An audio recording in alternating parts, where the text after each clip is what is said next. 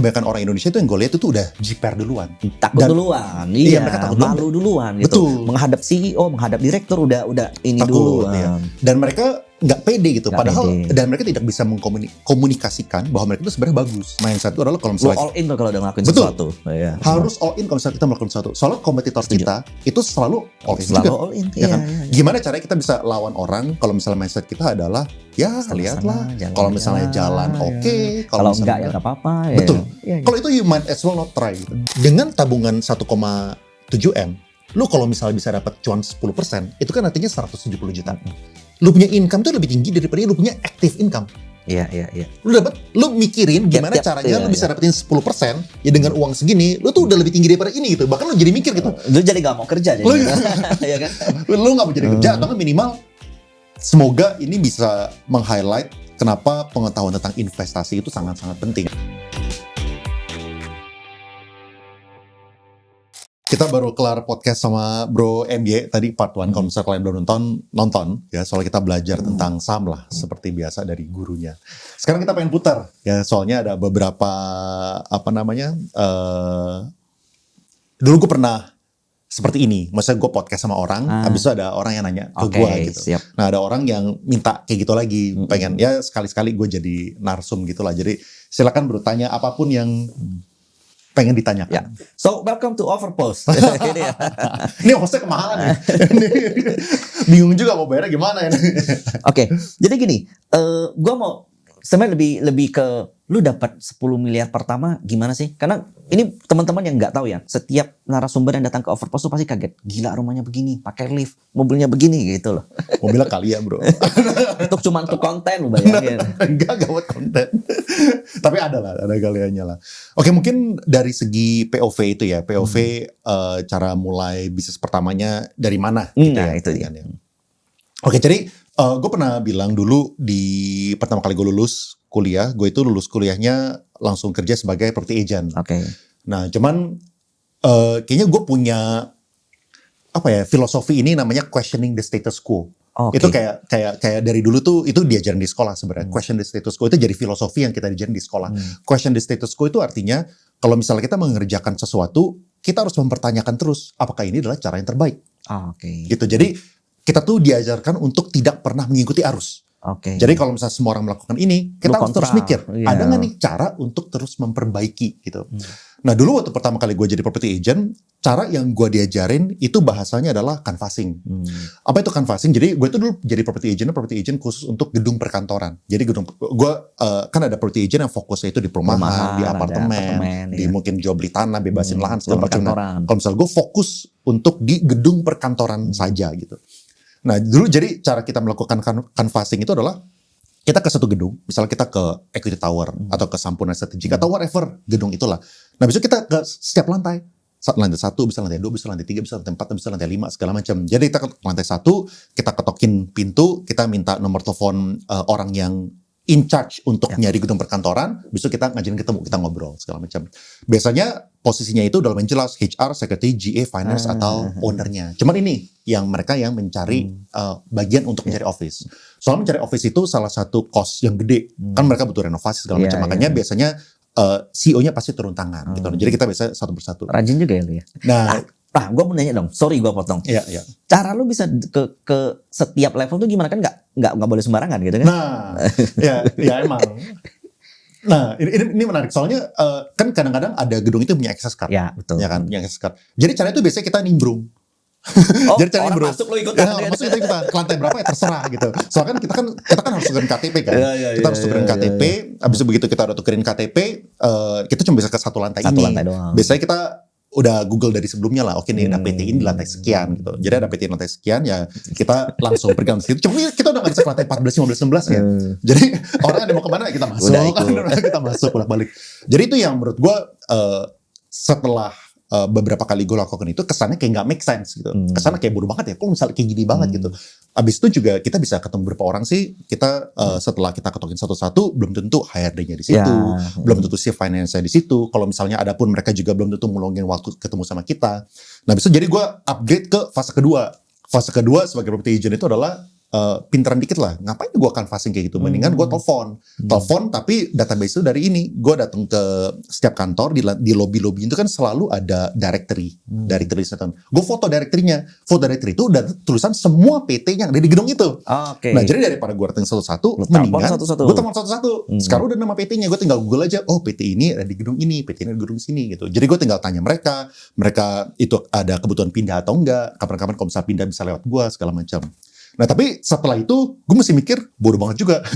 Jadi dulu tuh di kantor gue tuh database-nya juga lumayan acak-adut lah. Misalnya gue ada kebutuhan buat nyariin orang yang pengen nyari 200 meter gitu. Misalnya lu adalah kolega gue. Lu ada orang yang pengen nyari 400 meter. Jadi ada orang yang pengen nyari 400 meter lewat MY, ada orang yang pengen nyari 200 meter di Sudirman lewat Leon.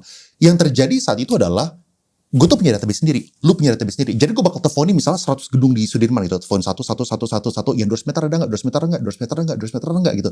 Baru gue kasih tahu ke klien, dari 200 ini yang ada itu cuma 10 gedung, A, B, C, D, E, F, G gitu misalnya. Orang kalau misalnya telepon MY minta buat 300 meter, lu bakal telepon 100 gedung yang sama. Dan kayak buat gue tuh bodoh banget. Kenapa kita nggak bikin sistem? Kita bikin sistem, ada satu orang admin yang teleponin semuanya gitu.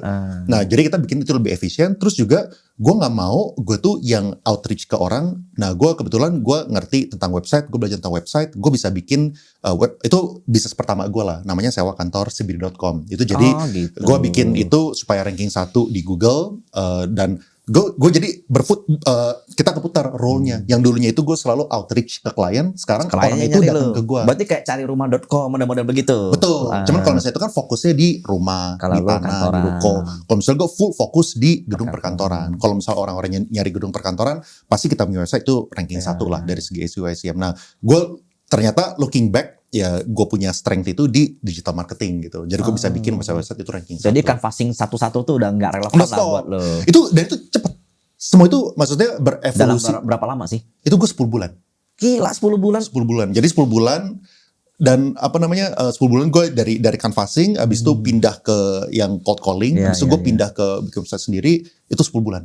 Nah ini menarik nih karena adaptasi lu cepet banget dan lu tetap di satu bidang, caranya yang berubah itu yang nggak yang jarang ditemukan orang tuh bro. Betul, dan akhirnya website gue adalah website yang pertama yang ada di Indonesia saat itu ya, di awal-awal ada yang pertama, dan sampai sekarang kita juga masih ranking 1 walaupun gue udah step off lah, gue udah nggak di role itu udah dari kapan ya? Udah dari 8 tahun 9 tahun lalu gue udah gak pegang lah, udah ada CEO-nya. Tapi kayak ditolak orang pas canvassing buat nelpon ditolak kayak gitu lu ngalaminnya pasti pernah. Nah, jadi ya itu bener, soalnya kan gue waktu pertama kali kerja sama orang, pasti kan gue pakai brandingnya orang. Ya. Gue dulu kerja di salah satu properti konsultan yang internasional lah, namanya keren, ya kan. Gue bukan siapa-siapa, ya pasti gue bisa bisa dapat deal gara-gara gue nebeng si nama gede itu. Contoh gitu. kayak kalau Indofood datang, kami dari Indofood, orang pun jiper gitu, hormat langsung ya kan.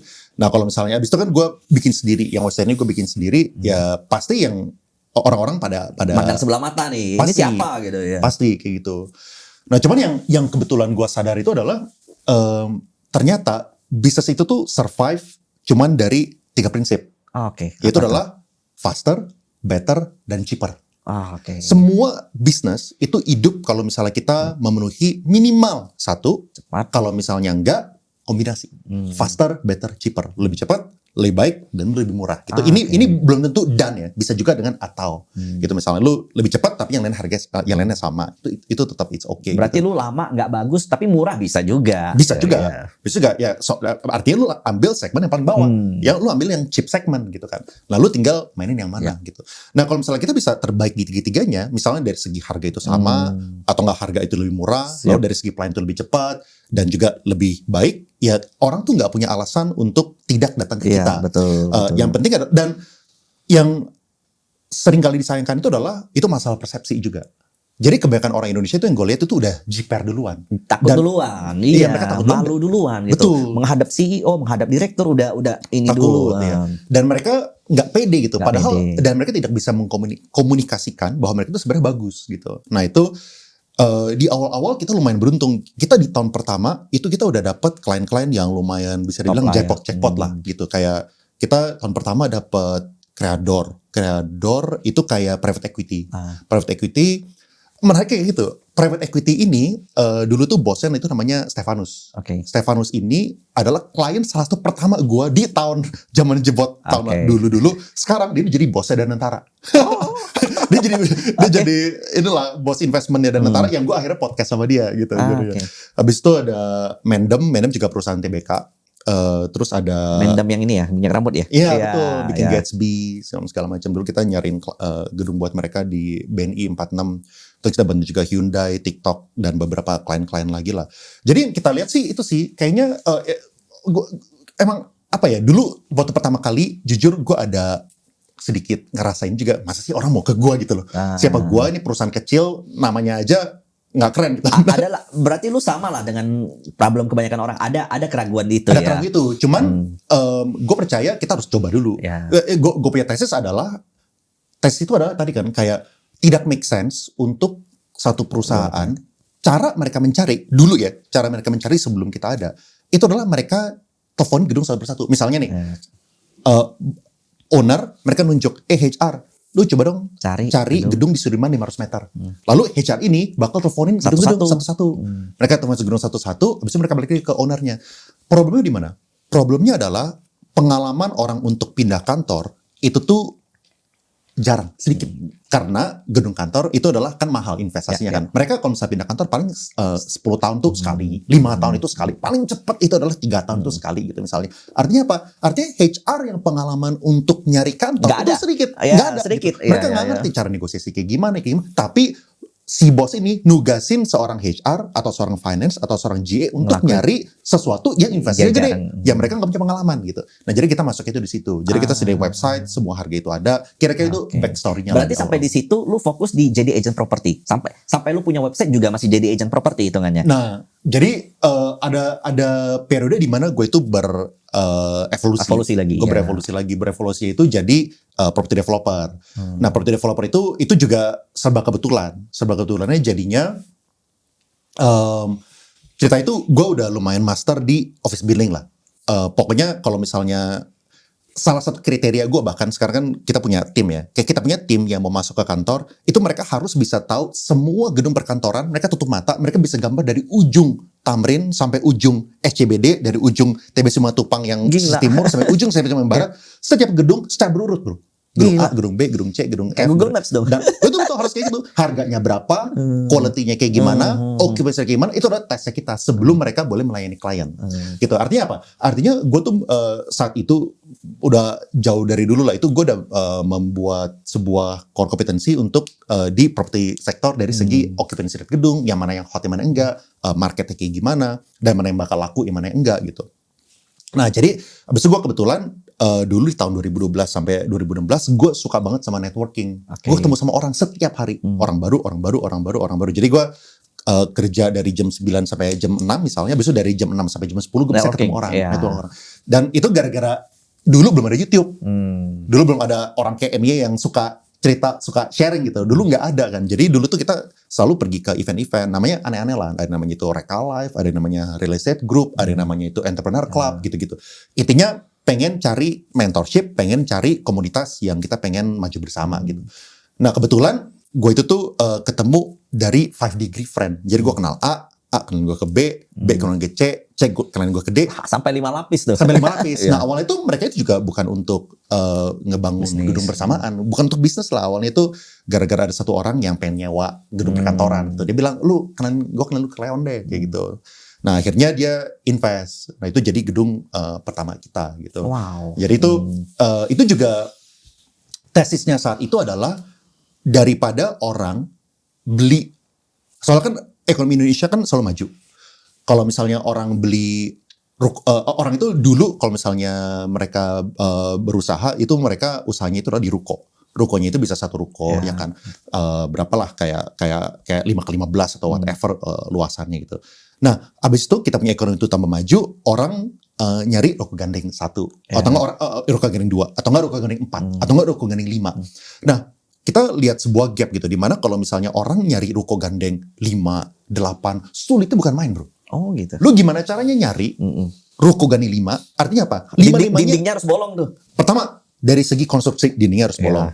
kolomnya ada 5, toiletnya ada 5, tangganya ada 5. Habis itu ownernya 5 orang berbeda. Iya, nggak mungkin. Ya kan, lu nyewa satu, mereka yang sebelahnya dengar, mereka nyewa kemahalan jualnya gitu kan. Nah, jadi akhirnya kita fokusnya itu di gedung yang kecil. Misalnya yang 2.000 meter, 4.000 meter, yang puluhan M lah gitu harganya gitu ya. Bukan yang sampai gedung di Sudirman segala macam. Nah, jadi fundraise, lu bangun, pecah-pecah. Nggak dipecah. Jadi kita bangun satu gedung.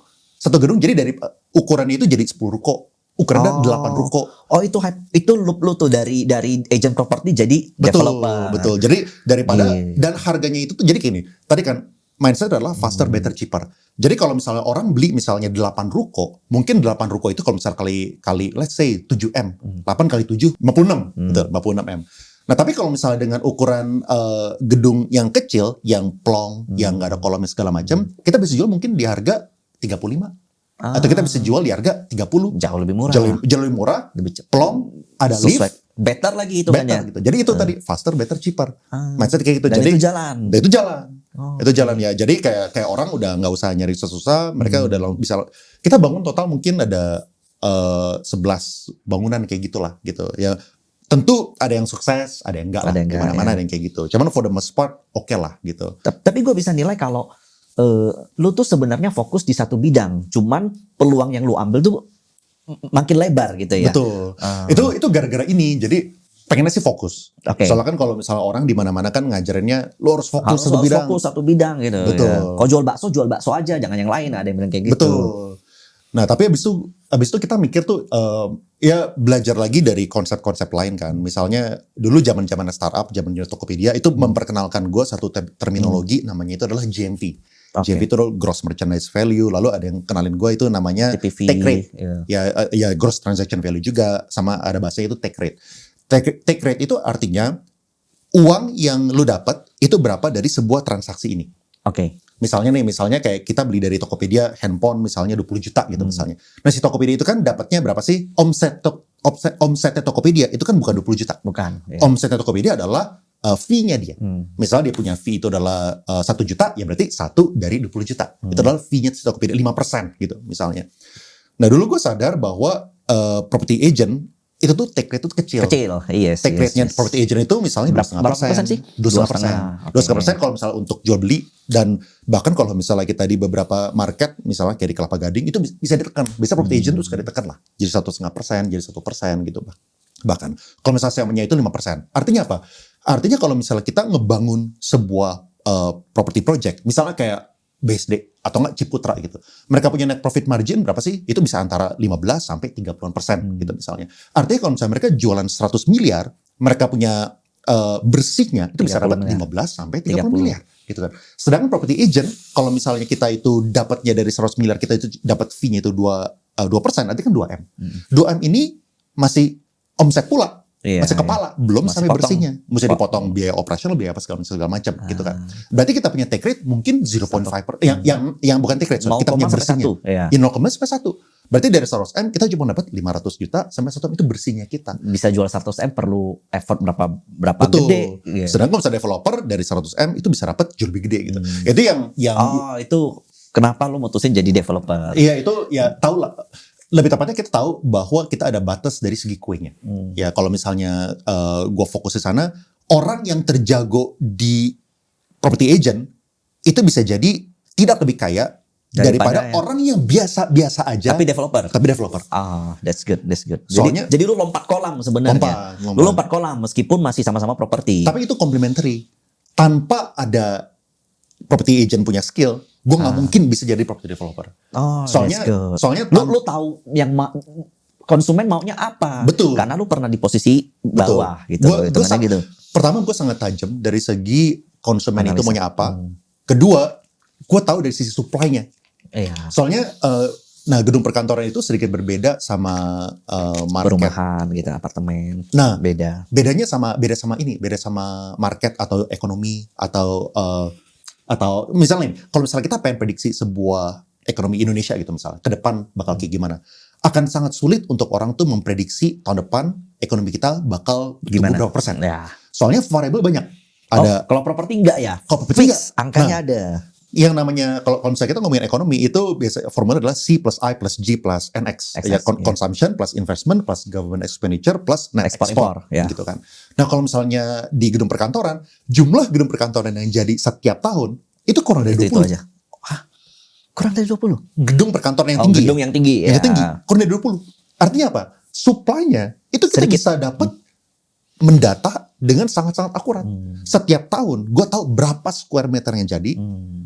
Tahun depan gue tahu berapa square meter, tahun depan lagi gue tahu berapa square meter, dan bahkan gue tahu pecahannya. Misalnya yang jadi paling gede oversupply itu di daerah ini, yang di sini tuh undersupply. Berarti lu tahu banget nih sekarang SCBD apa segala macam, tahu banget. Harga transaksinya berapa, okupansinya berapa.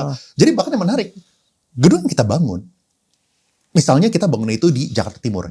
Jakarta Timur, habis itu kita sewakan, harga sewanya, ini banyak orang nggak tahu, ini pertama kali gue spill ya, harga sewanya itu bisa sama dengan harga di Tamrin dan Sudirman. Hah, kok bisa? Padahal di barat lu bangun? Timur, Jakarta Timur. There is no supply. Nggak ada supply. Daripada mereka harus karena di sana udah nggak ada yang cocok untuk perkantorannya di situ, di Sudirman segala macam. Bukan, jadi di Jakarta Pusat itu supply banyak banget. Yang kosong itu banyak. Oh, di timur nggak ada supply. Di timur nggak ada supply.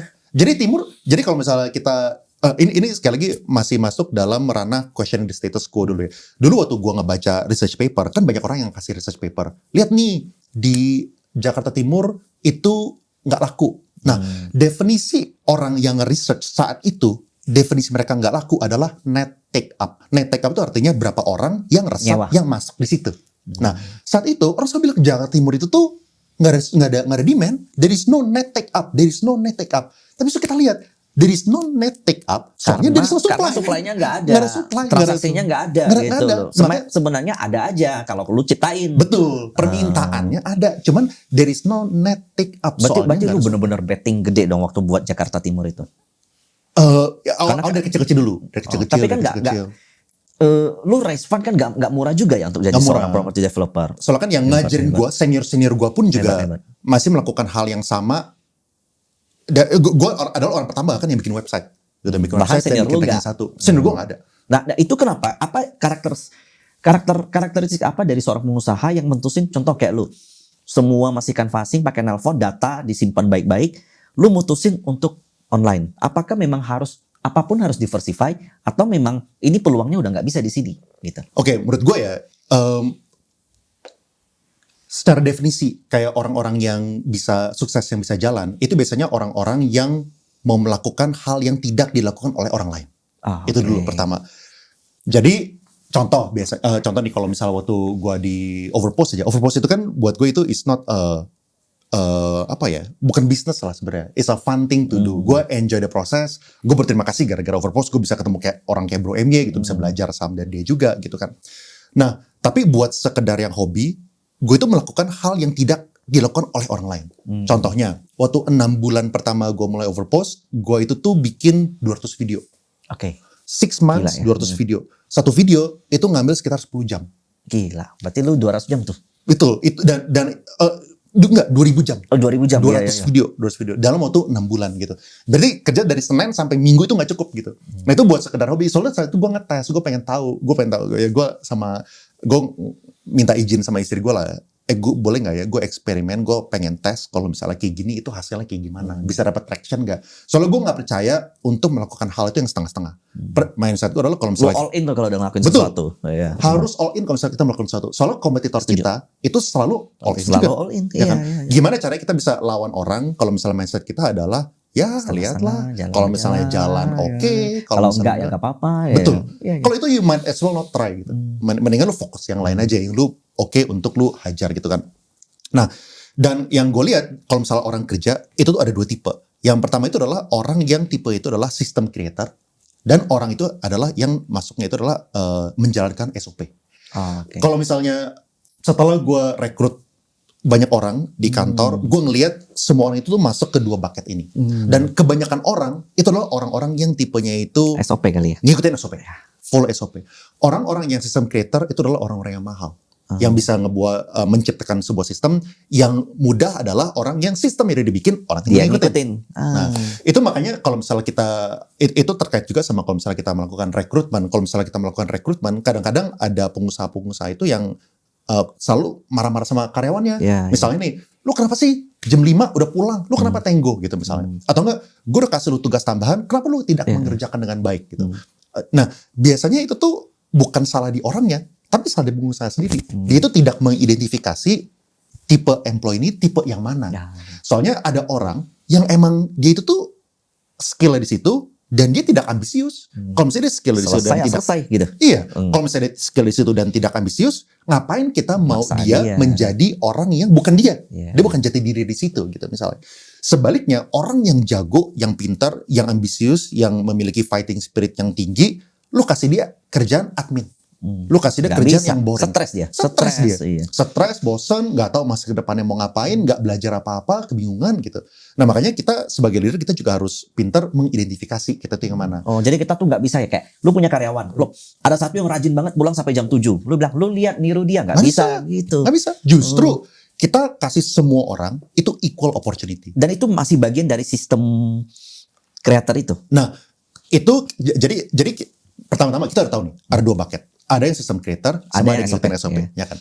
Kalau misalnya kita kasih semua orang itu kesempatan yang equal. Kita biarkan employee itu memilih mereka mau yang mana.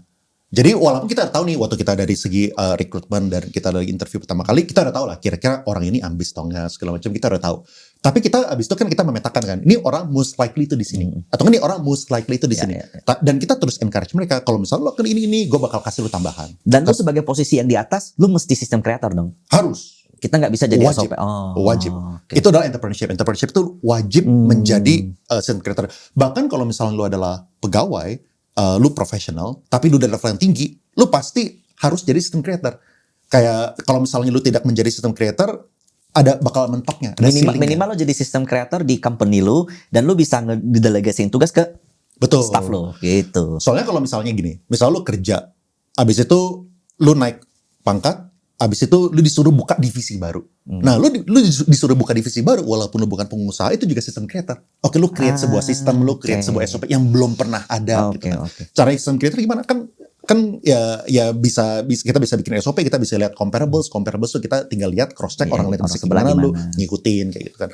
Nah, tapi biasanya ya itu jadi sebuah apa ya kayak entrepreneurship mindset juga lah bahwa lu harus bisa. Terus nomor 2 itu adalah yang tadi gue pernah sebut adalah fighting spirit. Nah jadi kalau misalnya gue lihat kayak kenapa sih gue bisa, tapi kalau misalnya agent lain itu banyak yang nggak jalan gitu misalnya. Nah gue lihat pertama tadi system creator, kedua adalah fighting spirit.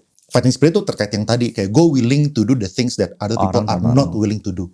Gitu. Jadi contoh dulu waktu pertama kali gue bikin sewa kantor CBD websitenya, kan modalnya itu gak besar, modalnya itu cuma di bawah 300 juta lah buat bikin website segala macam gitu. Nah otomatis gue punya karyawan juga cuma ada 4 orang, semua dibayar UMR gitu kan. Dan termasuk buat diri gue sendiri gitu. Nah saat itu kita tentunya gak punya budget untuk ngerekrut seorang fotografer. Nah jadi yang dilakukan adalah dulu gue fotoin semua 500 gedung gitu. 500 gedung yang ada, kita ada satu mobil yang apa namanya atasnya bisa dibuka kacanya. Nah, jadi berdiri foto. Ya, jadi mohon maaf Pak Polisi, ini pelanggaran yang gue lakukan dulu ya waktu gue masih kecil gitu. Jadi gue berdiri gue foto-foto gedung itu jadi fotonya gitu. Itu adalah fighting spirit. Soalnya kalau misalnya kita buntu dan kita nggak ada cara, ya kita harus ngedobrak jalan sendiri. Kita harus cari cara gimana cara kita bisa melakukan itu gitu. Dari cerita lo ini berarti kayak lu kalau jadi entrepreneurship, lu gak sukses, itu faktornya tuh most likely bukan dari luar ya nggak sih? Dari lu benar nggak? Menurut lu gimana? Nah menurut gue dua-duanya, both factors gitu. Jadi ada hal yang dalam kontrol kita, sama ada hal yang di luar dari kontrol kita gitu. Kalau misalnya dari hal kontrol kita adalah yang tadi kita punya skill, kita mau upgrade skill atau enggak, habis itu kita mau berjuang atau enggak, kita mau fight atau enggak, itu adalah yang dari kita. Cuman I have to say luck factor itu pasti play a role, pasti ada. Contohnya dulu kenapa sewa kantor CBD itu bisa lahir? Jadi dulu waktu pertama kali gue bikin website, gue kan sebenarnya ngerti banget tentang properti, gue ngerti tentang market properti gitu kan. Tapi sebenarnya gue kurang jago di website, gue nggak ngerti bikin website gitu. Nah tapi gara-gara gue saat itu suka networking, gue kenal sama orang. Akhirnya gue kenal sama salah satu petinggi semacam kayak e-commerce tapi untuk properti saat itu gitu back then. Mirip-mirip kayak Rumah Saruri 3 lah gitu, kompetitornya gitu ya. Nah akhirnya kita ketemu. Dia ini lulusan Stanford.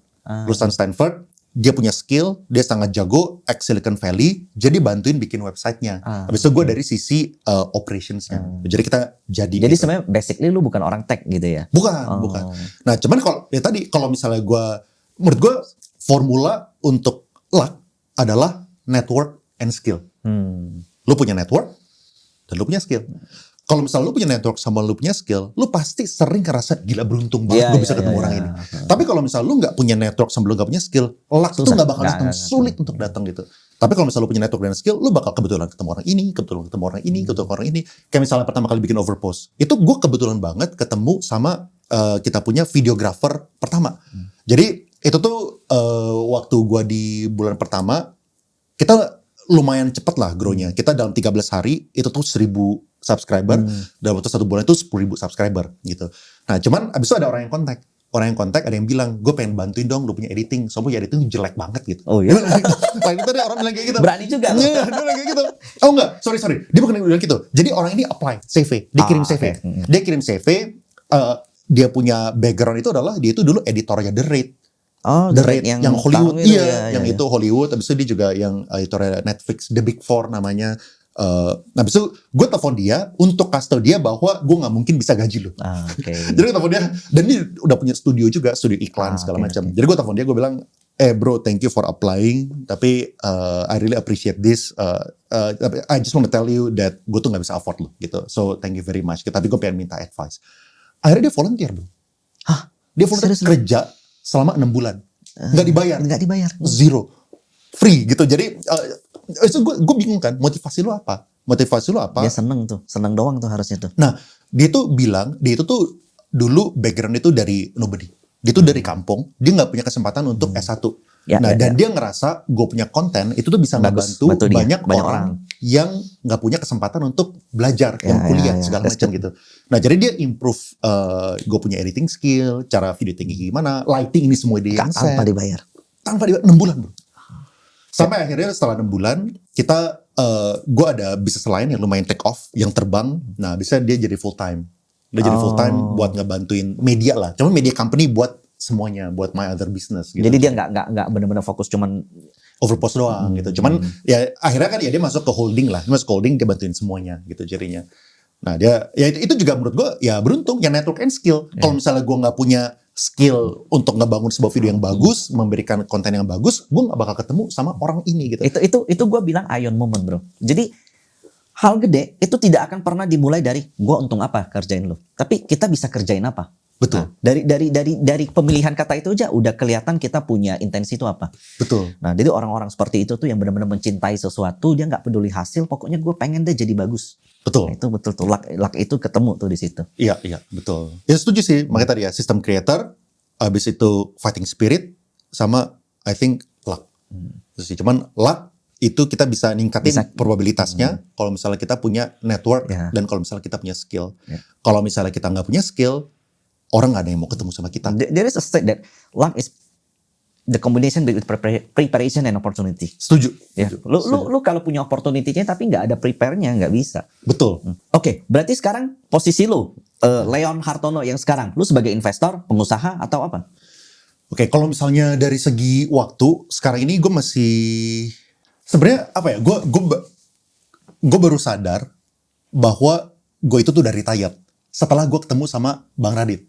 Raditya Dika? Raditya Dika. Oke. Jadi gue, dulu kan gue pikir, ya kalau misalnya retire artinya lu udah nggak kerja, atau udah leha-leha, udah jalan-jalan. Oh ternyata enggak, bukan itu definisi retire. Ternyata bukan itu definisinya. Definisi retire yang menurut dia itu adalah, lu free untuk melakukan apapun yang lu mau, yang lu enjoy. Itulah fungsi uang sebenarnya. Betul. Uang tuh bukan tujuannya. Tapi uang tuh lu punya, lu bebas ngelakuin apapun. Betul. Oh, dan lu udah di posisi itu. Walaupun kalau misalnya kita berbisnis, kita mungkin aja sambil berbisnis, sambil ini. Tapi buat itu enjoy. Lu enjoy. Udah nggak. Dan kebetulan, misalnya kalau misalnya kita contohnya Bang Radit, dia itu adalah dia melakukan stand up. Gara-gara dia enjoy stand up. Dia mau berhenti dia nggak perlu duitnya. Dia nggak perlu gitu, duitnya. misalnya. Ya mungkin gue belum sampai se-Bang Radit lah gitu. Cuman gue waktunya lumayan fleksibel. Jadi untuk 6 bulan terakhir sebenarnya gue lagi soalnya gue udah utang banyak sama keluarga. Jadi waktu. Jadi selama kemarin-kemarin itu gue dari Senin sampai Jumat, Senin sampai Minggu, dan itu Senin sampai malam. Kerja. Iya, nah jadi sebenarnya udah dari bulan November lah. Dari bulan November gue itu tuh liburan 2 minggu per bulan. Jadi my effective working hours itu 2 minggu lah gitu untuk 6 bulan ke depan. Yang nggak tahu sih setelah itu bakal lanjut atau enggak. Tapi minimal ya kita lagi fixin ke sana gitu. Nah jadi gue lihat sebenarnya kalau misalnya dari segi waktu kayak gitu. Tapi kalau misalnya dari segi duit itu I would say mix antara pengusaha itu adalah active income dan juga investment. Ini mungkin gue sedikit kasih ilustrasinya ya. Gue pengen kasih ilustrasi kenapa menurut gue tidak masuk akal kalau misalnya kita tuh cuman pure fokus di satu. Ya. Kalau misalnya kita sebagai pengusaha atau kalau misalnya kita sebagai profesional, menurut gue sangat tidak masuk akal. Ini gue kasih unjuk ya. Ini gue kasih contoh. Misalnya gaji bulanan kita let's say 15 juta.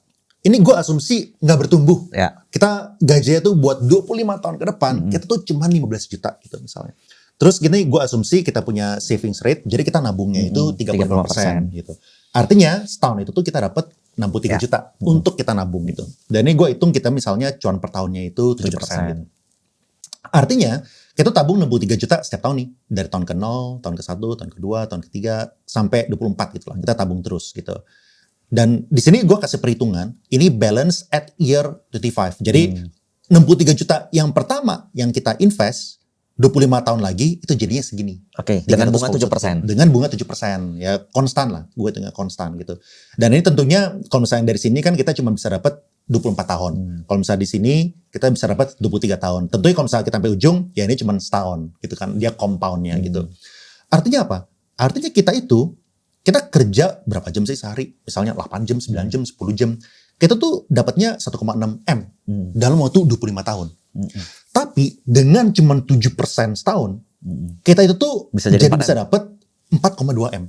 Artinya kita tuh dapat lebih tinggi di investasinya daripada kerjanya. Iya. Dengan kita ini cuma nabung 7%. Sementara kerja dari jam 9 sampai jam 4. Iya, dari jam 11 sampai jam 5 atau jam 7 sampai jam 5 lah. Betul. Iya. Dari ya biasa orang dari jam 9 sampai jam 5.30 gitu. Kalau kan. Ini uangnya yang kerja. Gitu ini uangnya kerja gitu kan. Dan kalau misalnya ya lu kan investor, lu ngerti market. Orang kalau misalnya dapetin 7% setahun, butuh investasi waktunya berapa per hari sebelum dapat 7% per tahun. Easy atau hard gitu? Ya, kita tahu lah jawabannya ya. Pasti kan easy kan? Gampang, nggak susah untuk kita dapat 7% setahun gitu kan. Let's say, gue upgrade skill, gue tambah pintar, gue dengerin podcast, gue belajar, gue ketemu sama orang, gue baca buku gitu kan. Let's say gue bisa dapat 15% setahun. Gitu ya. Jadi berapa tuh? 15 M. Jadi HNWI udah. HNWI syaratnya $1 juta ini. Nah, tentu ini note-nya adalah 25 tahun lagi belum tentu. Tapi yang gue pengen highlight di sini adalah dari segi persentasenya. Lu kalau misalnya 10% tuh ya. 100% ini. 1000. 10x bro. 1000% ya. 10x. Dengan lu dapat 15% gitu. Dan menurut gue dari pengalaman gue mulai serius. Gue sebelumnya kan 100% bisnis. Gue sama sekali gak ngeliatin market. Invest. Abis itu di tahun 2019-20 gitu. Nah gue mulai invest. Gue mulai invest lumayan serius lah. Jadi dulu tuh uang gue tuh semuanya putar lagi di bisnis, putar lagi di bisnis, putar lagi di bisnis. Lalu tahun 2020 gue mulai invest sampai sekarang lah gitu. I would say nggak unreasonable untuk kita tuh bisa expect dapetin 30% setahun, 25% setahun. Ya. Menurut gue tuh tidak unreasonable. Itu tuh sebuah hal yang make sense. Ya mungkin caranya kita beda-beda. Kalau misalnya cara gue itu, gue biasanya belok-belok ke industri yang berbeda-beda. Kayak di tahun 2020 itu saham Indo, habis itu tahun 2022 itu saham US, habis itu tahun 2023 itu Bitcoin, sekarang saham Indo lagi, tahun 2025 itu saham Indo lagi. Jadi muter-muter, dan dengan muter-muter itu portfolio growth easily 30% and above gitu. Bisa 50%, bisa 60%, easily 30% tuh easy kan. Makanya nih gue 15%. Dengan 15%, kita tuh dapatnya 10x-nya gitu. Dan kalau misalnya kita ngomong dari segi waktu ini tuh bisa misalnya 9 jam per hari, yang ini mungkin gue spend cuma 1-2 jam per hari. Ya, betul. Makanya dengan ini buat gue tuh tidak make sense kalau misalnya fokus di satu gitu. And anyway buat gue sekarang sangat-sangat enjoyable lah. Gitu. Bukan fokus di satu, tapi it doesn't make sense kalau you don't invest. Betul. Ya, itu. Setuju. Orang boleh fokus di satu, tapi tidak masuk akal untuk invest itu benar. Soalnya misalnya gue itu punya my ex boss yang gue tadi pertama kali kerja di property agent. Gue punya ya selevel CEO-nya lah. level CEO-nya itu bahkan gak masukin di deposito bro, bahkan gak invest. Oh ya? Kayak gue udah kan akhirnya kan kita sempat ketemu lagi, gue di overpost segala macam kan, gue sampai gregetan kan. Dia masih sebagai petingginya perusahaan gitu lah. Gue terus bilang, lu invest lah, ayo kesini aja. Lu gak usah beli aneh-aneh, lu beli RDPU aja, lu beli RDPT aja, lu taruh seburu-buru di deposito, tetap gak mau bro. Jadi buat gue tuh kita seminimum ngerti. Ya, makanya buat gue tuh it's okay kalau misalnya orang kepengen dapat 6%, it's okay. Kalau misalnya orang pengen dapat 5%, it's okay. Kalau misalnya orang pengen dapat 5%, berusaha gitu. Cuman minimal jangan tutup mata gitu. Soalnya sayang banget, lo bisa kelihatan bahkan kalau misalnya cuma dengan, misalnya deh 5% setahun, udah double bro. Ini cuma 5% setahun. RDPU, RDPT, udah double gak gitu. ngapa-ngapain. Gak ngapa-ngapain gitu, kayak Cuman kenapa tutup mata. Ini lo mesti punya mindset yang di-create dari kecil. Lu harus nunda kesenangan dan Betul. orang nggak banyak orang punya itu. Betul, savings rate itu setuju. Ya orang harus punya yang inilah savings rate. Karena saving rate bagi mereka tuh bumper mereka untuk beli mobil, Betul. liburan, jalan-jalan gitu. Nah itu akhirnya ya jadi ya tentu ini tinggal disesuaiin aja. Misalnya ini kan kita kan ada year on year growth, ini kan assume-nya 0 kan. Misalnya kita assume 5% deh grow-nya. Nah bisa savings rate-nya kita turunin jadi 30% gitu misalnya. Tetap aja bisa jadi gede kaya juga, bisa jadi gede juga gitu. Cuman lu mau mulai atau enggak gitu. Soalnya ini adalah long game dan lu butuh sebuah konsistensi. Berarti cara jadi Andre Hakim ini harus bersabar 25 tahun gitu ya. Ya kan? Cukup 15% untuk 25 tahun ya Kak? Kalau misalnya Andre Hakim mungkin kayak gini bro. Waduh, gak mampu gue liatnya bro, gak mampu bro. Wah, ya, kira-kira kayak gitulah. Jadi ya kalau misalnya gue dari segi time itu sekarang lumayan fleksibel. Tapi kalau misalnya dari segi, soalnya kayak gini. Dan justru dengan inilah lu bisa lakuin hal lain. Betul. Dan lebih banyak peluang yang datang. Betul. Karena uang lu udah dikerjain sama waktu gitu loh. Betul. Nah ini gue kasih tunjuk ini ya. Jadi ini nih. Misalnya kita di tahun ke-15 ya. Ini kan tadi kan gue 25 tahun di sini kan dari atas ke bawah. Di tahun ke-15 dengan lu cuan itu 7% per tahun, lu punya balance ya di akhir tahun tahun 15 itu udah 1,7 M. Ya kan dengan lu punya duit itu 63 juta per tahun tabungannya. Artinya apa? Artinya dengan tabungan 1,7 M, lu kalau misalnya bisa dapat cuan 10%, itu kan artinya 170 juta. Lu punya income tuh lebih tinggi daripada lu punya active income. Iya. Lu mikirin gimana caranya lu bisa dapetin 10% ya dengan uang segini, lu tuh udah lebih tinggi daripada ini gitu. Bahkan lu jadi mikir gitu. Lu jadi gak mau kerja jadi. Iya kan? Lu gak mau jadi kerja atau minimal semoga ini bisa meng-highlight kenapa pengetahuan tentang investasi itu sangat-sangat penting gitu. Apalagi kalau misalnya, ini gue tadi kan dari tadi baru bahas level 1 dan level 2. Level 1 itu yang gue bilang mungkin deposito, RDPU, RDP itu level 1. Level 2 itu mungkin yang kita ngejar 10% atau 15% gitu. Menurut gue yang skill yang lo lakukan, itu udah level ketiganya. Pasti kan yang bisa ngejar 50%, itu 60%, itu level atasnya lah. Mungkin untuk yang level atas ini, biaya untuk lo mencapai situ adalah waktu lo minimal mungkin 6 jam per hari. 6 jam per hari. Kalau misalnya emang you are willing to pay that price, ya bagus. Iya, betul. Ya, cuman masalah sacrifice kalau misalnya ini mungkin per hour nggak ada. Kalau misalnya lu taruh deposito sama RDPU, masa harus mikir gitu. Ya kan itu mungkin zero time gitu kan. Kalau misalnya yang 10-15% mungkin adalah 1-2 jam. 1-2 jam per hari. Ya. Kalau misalnya di sini mungkin 6 jam per hari gitu. Tinggal choose your own battle aja lu maunya yang mana. Cuman di sini hopefully gue bisa kasih tunjuk lu bahwa capital market itu can do wonders gitu. Oke, berarti kalau kita balik lagi ke bisnis yang tadi soal sistem support ya, sistem creator. Jadi menurut lu setiap karyawan, staff itu wajib nggak punya sistem creator one day? Atau at certain point lu mesti, atau lu sebagai karyawan yang ngerjain SOP aja cukup gitu, lu mesti nggak punya sistem creator? Iya. Nah tentu kalau misalnya mesti atau enggak, jawabannya enggak. Soalnya kalau misalnya dia itu dari segi skill, dari segi ambisius itu nggak ada, ya mungkin emang lu cocoknya itu menjalankan SOP. Tapi sekarang kalau misalnya kita pengen jalanin sistem creator, banyak orang tuh nggak ngerti apa sih itu arti sistem creator. Mungkin gue bisa bantuin kita breakdown dulu ke yang levelnya itu profesional, baru kita ke yang business owner. Kalau misalnya sebagai profesional, sebenarnya the first step yang lo harus lakukan adalah mindset tuh harus depth sama breadth. Apa itu depth sama breadth? Depth itu adalah lo mendalamkan sebuah skill. lu jago banget di sebuah skill. Misalnya lu desain, lu jago banget di desain. Atau enggak lu itu adalah videographer, video editor, lu jago banget di video editor. Jadi lu dalam itu. Lu misalnya bisa lakukan SEM atau SEO, ya kan social media, channel marketing, atau enggak di skill apapun lu ngedalamin itu. Itu adalah depth. Lalu ada yang namanya breadth. Breadth itu terutama untuk skill-skill yang complementary. Skill yang complementary itu apa? Misalnya, lu orang yang jago desain, tapi lu bukan cuma jago desain poster doang, lu juga ngerti produknya, dan lu ngerti video editing. Itu lu bakal jadi superstar.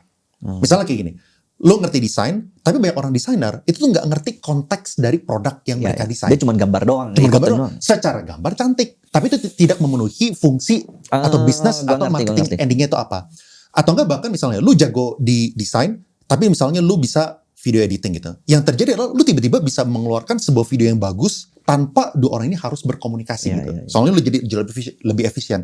Nah, end goalnya itu apa? End goalnya dari waktu yang lu luangin, soalnya waktu yang videographer itu luangkan, dan waktu yang videographer yang ngerti desain itu luangkan, itu sama. Sehari mereka kerja dari jam 9 sampai jam 5. Tapi dari segi take home pay, orang ini pasti jauh lebih tinggi. Pasti lebih gede. Dihargain sama bosnya lebih gede pasti. Pasti gitu. Walaupun lu kerja itu sama gitu kan. Nah, jadi itu baby steps itu. Dan kalau misalnya kita ngomongin dari segi demand di market ini ya kayak employees gitu. Kalau misalnya kita pengen cari team member gitu, skill yang dibawa itu berlimpah-limpah bro.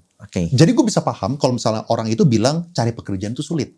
Soalnya emang bener, kalau misalnya gue buka lowongan untuk admin, yang apply itu 2.000 orang di JobsDB, dan gue apply-nya bukan pakai nama yang terkenal. Ini gue ngomongin dulu. Lu gak pakai Leon Overpost gitu? Enggak. Ini gue ngomongin dulu. Kayak 6 tahun lalu. 2.000 orang. Waktu gue kan dulu kan gue pernah buka sendiri, gue lagi ngejar segala macam kan. Yang apply 2.000 orang untuk levelnya admin.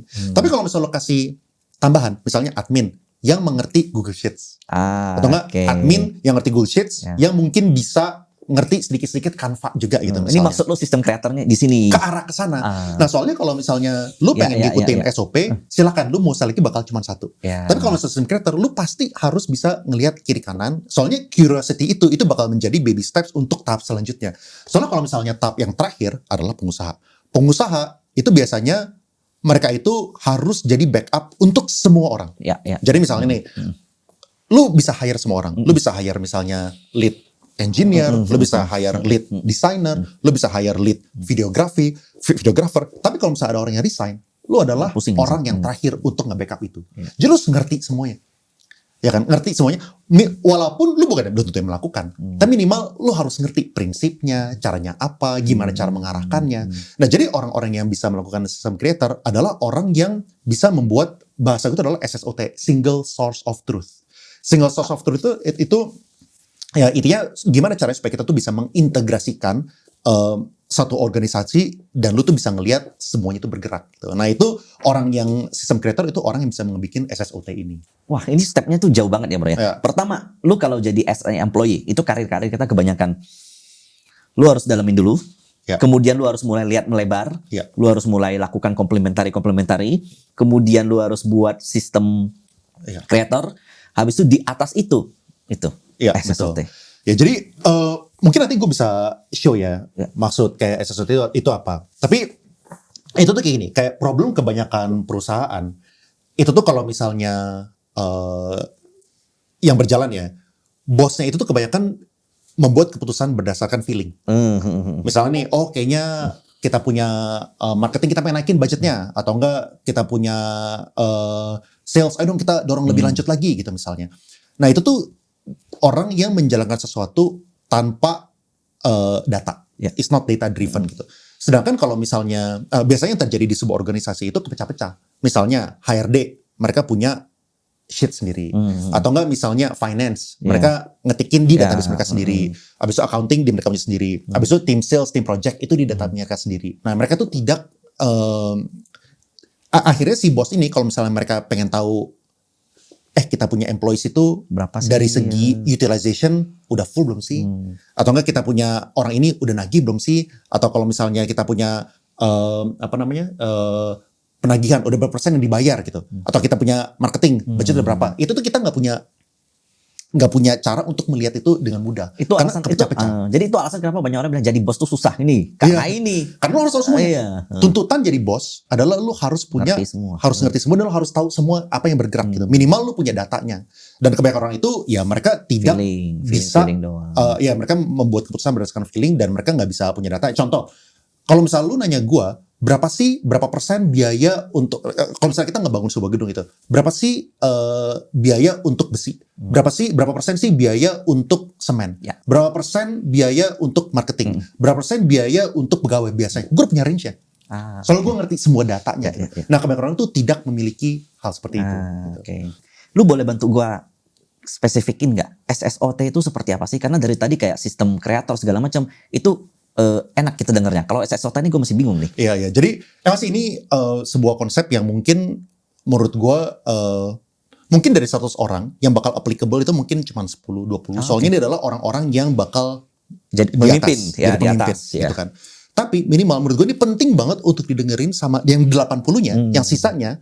Soalnya lu kalau misalnya mau naik jadi pemimpin, ini yang lu harus tahu. Iya, betul. Soalnya lu sedikit orang tuh yang tahu what does it take untuk menjadi pemimpin gitu. Jadi mungkin gue bisa berusaha buat nyari Google Sheets yang gue pernah bikin dulu. Jadi waktu gue dulu nggak ada budget, gue udah pakai Google Sheets. Jadi Google Sheets gue tuh lumayan kompleks. Bahkan gue kayak misalnya Google Sheets ini itu bisa nempel sama ini. Jadi data ini kalau misalnya admin inject itu bakal otomatis masuk ke sini. Data ini diinject otomatis bakal masuk ke sini. Itu sampai ada 20 tuh saling interconnected. Tapi ini kayak 10 tahun yang lalu lah. Jadi gue coba cariin datanya, semoga ada gitu ya.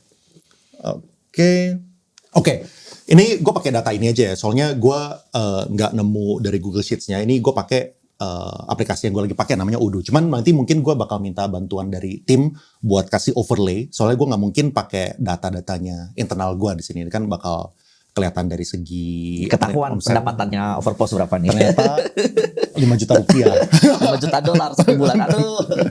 Nah jadi kalau misalnya kita pakai software ini, kita tuh bisa nyatuin banyak functions. Misal dari sales, project, HR, legal, finance, accounting. Nah ini gue kasih contoh aja ya, ini secara detail untuk beberapa fitur aja supaya kita nggak kelamaan. Misalnya invoicing. Jadi kalau misalnya invoicing, orang tuh suka nyepelein hal invoicing itu. Tapi kalau misalnya kalian yang udah jalanin bisnis itu pasti tahu, bahkan satu invoice itu suka banyak revisi-revisi. Kadang-kadang bisa ada, kalau misalnya kita namanya itu lucu gitu, invoice 1 final. Besok invoice 1 final. Invoice 1 final real. Ya kan? Nah, 3 bulan kemudian, kalau misalnya bos kita tuh minta dong datanya. Nah, kita banyak data kan. Yang mana? Kalau misalnya sekarang orang dulu yang bikin itu lagi nggak datang ke kantor gimana? Dia yang mana yang nyari gitu loh. Kayak dia buka desktopnya, ada banyak invoice final real gitu. Yang mana yang terfinal gitu. Nah, jadi apalagi kalau misalnya bos kita tuh lagi sakit, jadi kalau misalnya kita udah punya 500 klien itu udah kebayang lah, banyak banget dan berserakan di mana-mana. Nah, jadi kalau misalnya kita pakai aplikasi, secara proses dari quotation sampai invoice dan sampai payment itu jadinya kecatat jelas lewat yang namanya itu log note. Jadi kita bisa lihat siapa aja yang ngerevisi, nominalnya itu udah berubah dari berapa ke berapa, quotationnya udah dikirim atau belum, dan kalau misalnya udah confirm, ini bakal lanjut jadi invoice. Dan kalau misalnya kita dari invoice pun kita bisa cek dulu historicalnya itu kayak gimana sebelum-sebelumnya dari status payment, nominalnya dan lain-lain. Nah terus kalau misalnya kita balik lagi ke sale order, ini juga terintegrasi ke detail projectnya. Nah kalau misalnya kita lihat yang di bagian sini yang tasks, itu kita bisa lihat jadi Gantt chart dan kita bisa lihat progres pengerjaannya. Jadi kita bisa lihat estimasinya itu masih berapa lama, sekarang ada di tahap mana. Jadi kita sebagai owner kita tuh bisa planning dari segi manpower, apakah pemakaian tim itu efisien atau enggak, mereka tuh pada ngerjain apa, dan nextnya itu bakal ngerjain apa. Jadi kalau misalnya kita punya visibility terhadap tim project, kita tuh bisa tahu kita harus nge-push tim sales atau enggak. Soalnya kadang-kadang kalau misalnya tim project kita udah full dan kita itu dorong tim salesnya, itu bisa bikin orang ini kewalahan dan quality itu turun. Sedangkan kalau misalnya ini itu ternyata masih banyak yang kosong, ya kita tahu, kita jangan sampai rekrut orang jualan dong. Dulu, ya. Kalau misalnya masih kosong, kita bahkan bisa kasih promo supaya jualan itu meningkat, atau enggak kita jangan sampai rekrut orang, ngapain gitu. Jadi kita punya visibility untuk itu semua.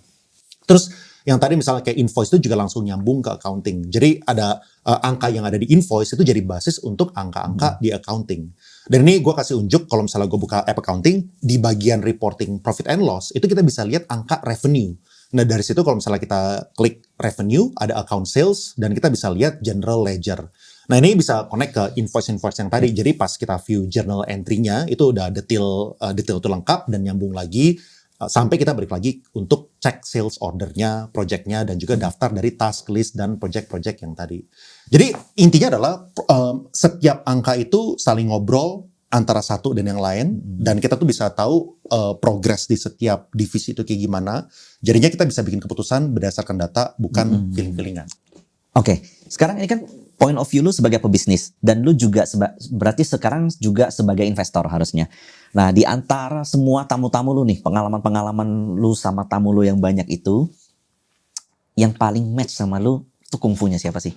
Nah, sebenarnya gue tadi waktu kita ngobrol waktu yang jadi narsum ya, yang lu ngomong itu gue 100% setuju. Yang mana tuh? 100% setuju adalah ini, yang lu bilang semua orang itu harus tahu jati dirinya. Oh iya, oke. Itu gue sepakat banget gitu. Soalnya gue tahu gue nggak bisa jadi MG. Gue tahu gue nggak bisa jadi Hengki. Gue tahu gue nggak bisa jadi Andre Hakim gitu. Tapi bisa jadi Pak Agwan. Amin. Amin. Iya. Misalnya kayak kalau misalnya ya apa yang gue ngerti dari seorang Hengki gitu, dia kan ngeliatin bid offer kan. Iya. Artinya hektik banget itu. Artinya nggak ada podcast ini bro. Oh iya, nggak bisa. Nggak ada podcast ini, dan gue nggak bisa jalanin perusahaan. Gitu, gue harus berhentiin, gue harus tinggalin beberapa posisi-posisi gue di perusahaan, baru gue bisa melakukan itu gitu misalnya.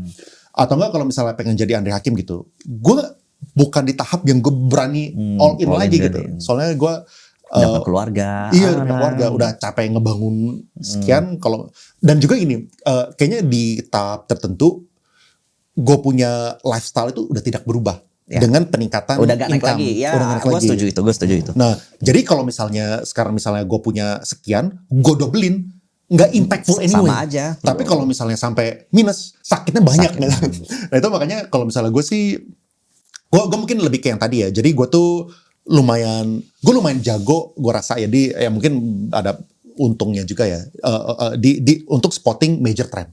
Yang kayak tadi kayak pertama-tama saham Indo, habis itu gue pindah ke saham US, habis itu gue pindah ke Bitcoin, habis itu Bitcoin gue cairin semua gue pindahin ke saham Indo gitu. Jadi dan ini bakal berubah lagi ke depannya. Nah gue rasa gue lumayan oke di situ, tapi yang gue sangat setuju sama lu juga adalah gue tidak pernah ngelihat satu kungfu itu superior dibandingkan yang lain.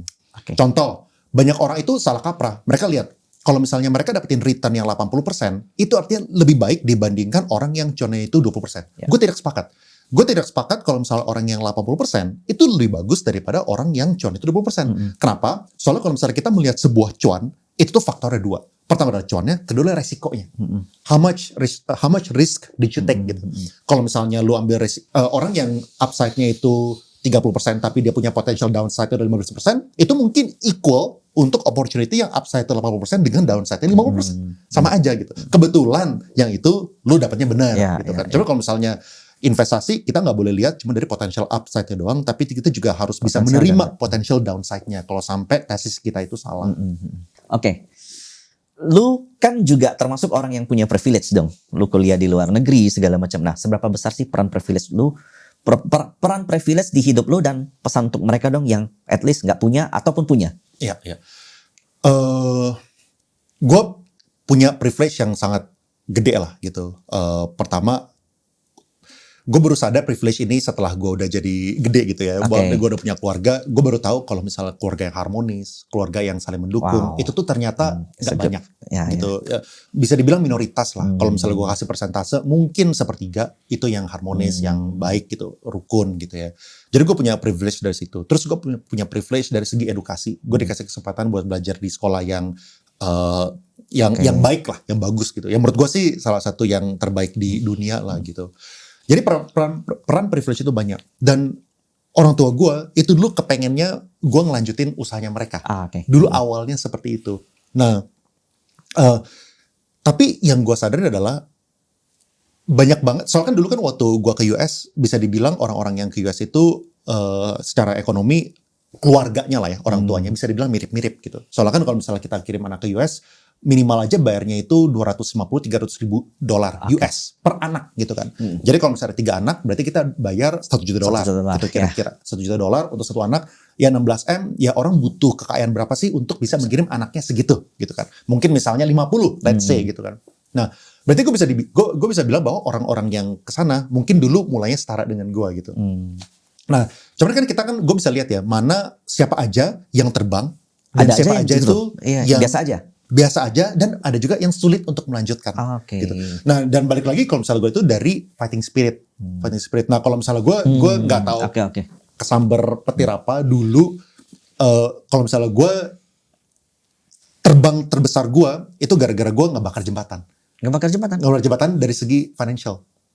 Oke. Jadi dulu mereka encourage gue buat ngelanjutin usahanya mereka lah gitu. Cuman for some reason kita tuh kurang cocok dari beberapa filosofi dan cara menjalankan bisnis gitu. Gue bukan bilang mereka salah atau gue benar, intinya berbeda aja gitu. Kalau misalnya orang tua gue pengen jalanin kayak gini, ya gue pengen jalanin kayak gini. Intinya kita berbeda. Berarti gitu. lu mutusin udah deh nggak usah dapat duit dari sini, nggak apa-apa gue kerja sendiri. Nah dulu itu gue pengen mulai, akhirnya kan gue mulai bisnis yang sewa kantor sendiri itu. Itu yang the first business yang akhirnya gue resign langsung dari itu. Itu udah lama banget ya, udah lebih dari 10 tahun yang lalu. Nah abis itu waktu gue keluar tuh bikin itu, orang tua gue nanya, ya mereka, ini privilege terbesar gue lah. Gue memiliki orang tua yang sangat baik. Mereka nanya, lu butuh duit berapa?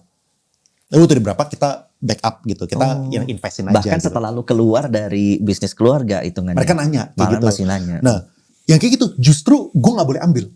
Kenapa? Menurut gue kebanyakan orang yang ambil justru pasti nggak jadi. Oh. Nggak mungkin Alasannya? jadi. Soalnya kalau misalnya orang yang ambil dari orang tua, life is too easy. Hmm. Lu tinggal minta. Lu jadi nggak punya fighting spirit itu Pasti. tadi. Lu begitu Iya. gagal, nggak bisa. Minta lagi. Dong.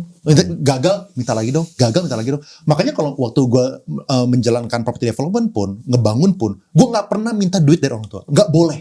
Karena tidak ada opsi gagal di hidup lu. Lu harus berhasil. Lu Betul. maju terus. Gitu. Betul. Oh. At least secara, Penting ya? secara Penting ya? mindset kayak gitu ya. Pernah gagal atau nggak pernah? Ada gitu. Jadi meskipun lu privilege, sebenarnya hidup lu nggak privilege amat. Mindset lu nggak lo. Mindset lu nggak menempatkan diri lu sebagai seseorang yang privilege sebenarnya. Gua dulu merasakan super financial freedom lah. Waktu dibayar sama orang tua gitu ya. Kayak nggak pernah susah gitu. Pokoknya tinggal refill. Apa perbedaannya dulu sama sekarang? Nah, gua rasa perbedaannya adalah gua pernah menerima bahwa gua nggak punya apa-apa. Gue pernah menerima Di posisi itu. Di posisi itu, yang waktu gue cut financially. Saat itu gue merasakan dan gue mengerti bahwa none of this is mine. Itu nggak ada yang punya gue. Bahwa orang tua gue pengen kasih itu ke panti asuhan duitnya, pengen kasih ke koko gue, cici gue, pengen kasih ke mertuanya atau pengen kasih ke siapapun keluarganya itu bukan pilihan gue. Itu pilihan mereka. Ya itu adalah duitnya mereka. Jadi waktu pertama kali waktu gue kuliah dulu, ya gue ngerasa gue orang yang berada gitu. Tapi waktu gue mutusin itu, gue sadar bahwa gue gak punya apa-apa. Dan gue harus fight. Dan gue harus fundraise. Makanya waktu gue fundraise, gue juga fundraise ke investor. Dan kalau misalnya gagal, gue harus menghadapi investornya. Ya kan? Gue harus menghadapi investornya, gue harus jalan kayak gitu. Dan ya udah seperti itu. Jadi bener-bener dari segi financial. Tapi dari segi relationship, gue sama mereka masih oke. Ya, masih sangat bagus lah gitu. Justru mungkin itu kuncinya. Lu bisa berhasil karena relationship-nya masih lu jaga. Betul. Kayaknya kayak gitu deh. Kayaknya kita relationship masih bagus. Tapi ya semua orang yang saat itu waktu gue cut off secara financially ya bilang itu sebuah orang yang gila gitu. Kayaknya nggak pernah ada gitu. Tapi kalau misalnya sekarang looking back, gue sangat bersyukur tentang itu. Soalnya kalau misalnya gue nggak melakukan itu, nggak ada tuh yang gue kerja. Nggak ada overpost sekarang. Nggak ada yang gue kerja 10 jam sehari, 12 jam sehari, grinding tuh nggak ada. Nggak ada tuh 200 video selama 6 bulan itu nggak ada. Orang kalau misalnya udah kenyang bro, tanpa melakukan apa, mana mau melakukan seperti itu. Gitu. Justru menurut gue itu jadi, makanya tadi kalau misalnya pertanyaan lu adalah untuk orang-orang yang privilege kayak gimana atau tidak privilege, orang yang privilege pun atau enggak orang tua yang mendengar ini, lu kalau misalnya ngasih posisi ke anak lu, misalnya anak lu baru lulus tiba-tiba jadi direktur gitu, nggak ngerti apa-apa, most likely nggak bakal jadi apa-apa. Susah gitu. Dia harus dari bawah. Harus dari bawah. Lu gimana cara dapat respectnya sama tim lu gimana caranya gitu. Orang ini nggak bisa ngapa-ngapain gitu kan. Kalau misalnya bahasa gue tuh you are just born lucky. Lu cuma beruntung doang gitu. Lu born di situ tapi lu nggak bisa ngapa-ngapain sebenarnya. Nah jadi banyak orang yang gue lihat yang dari privilege, misalnya mereka dari US gitu ya. Waktu dari US mereka kan memiliki sebuah lifestyle, ya kan namanya mereka punya spending itu $250,000 dalam waktu 4 tahun, pasti mereka punya apa namanya uang bulan atau uang mingguan, uang jajan lah, tinggi juga gitu, ya kan. Nah kebanyakan dari mereka tuh begitu mereka lulus balik ke Indonesia tidak bisa melanjutkan lifestyle mereka, turun. Pasti turun. Apalagi kalau misalnya tidak memiliki fighting spirit itu. Gitu. Makanya kalau misalnya ya pesan gue buat orang tua orang yang berada, jangan sampai lu manjain anak lu. Penting. Jangan sampai lu ngasih sports car segala macam. Harusnya tuh ngasih something yang sesuai dengan kapasitasnya. Ya, lu bisa backup, bisa support. Dan sebagai orang tua kita lah yang paling tahu kapasitas anak kita seberapa gede. Betul. Very Kira-kira good, bro. Thank you so much, bro. Thank you. So much.